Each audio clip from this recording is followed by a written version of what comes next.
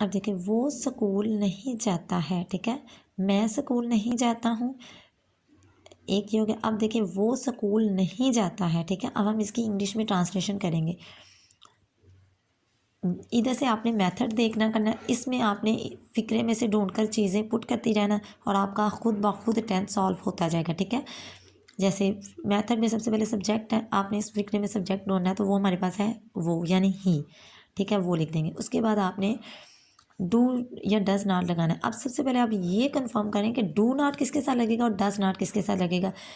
जैसा कि present indefinite tense के पॉजिटिव में मैंने आपको बताया था कि एस या ई एस कंडीशंस हैं, ठीक है, यानी एस या E S he, she, it या सिंगुलर नेम के साथ लगता है और किसके साथ नहीं लगता, आई, वी, यू, दे या प्लूरल नाउन के साथ नहीं लगता।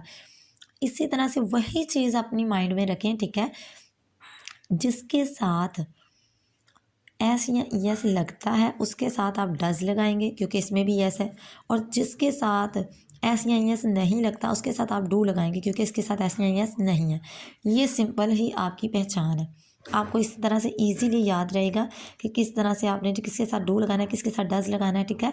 कैसे कि जिसके साथ एस या ई एस लगेगा उसके साथ आपने डज नॉट लगाना है, यानी नेगेटिव के फिक्रों में, ये नहीं कि पॉजिटिव के फिक्रों में आप लगाएं, नेगेटिव के फिक्रों में, प्रेजेंट इंडेफिनिट टेंस के नेगेटिव फिक्रों में आपने डज नॉट किसके साथ लगाना है, जिसके साथ आप प्रेजेंट इंडेफिनिट के पॉजिटिव फिक्रों में एस या ई एस लगाते थे उसके साथ आपने नेगेटिव में डज नॉट लगाना है, ठीक है, यानी ही, शी, इट सिंगुलर नेम के साथ।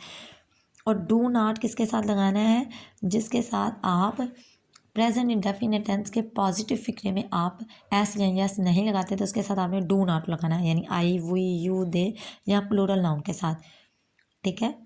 मज़ीद इंफॉर्मेशन के लिए, मज़ीद कुछ समझने के लिए आप इनबॉक्स में मैसेज कर सकते हैं, कमेंट बॉक्स में कमेंट कर सकते हैं, ठीक है।